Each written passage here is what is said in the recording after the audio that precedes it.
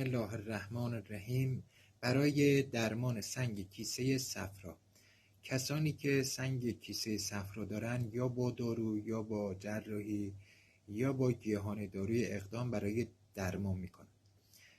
حرف ما برای اونهایی که سنگ کیسه صفرا دارن میرن برای جراحی، باعث میشه ریسک سرطان کرون و مقعدشان و رکتومشان زیاد میشه.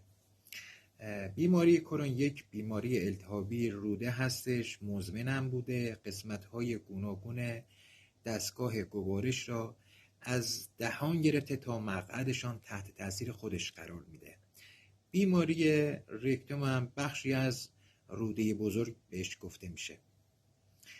در این تحقیقات کسانی که جراحی کردن در کرون راست یک نوع ترشح صفراوی وجود داره. زمانی که کیسه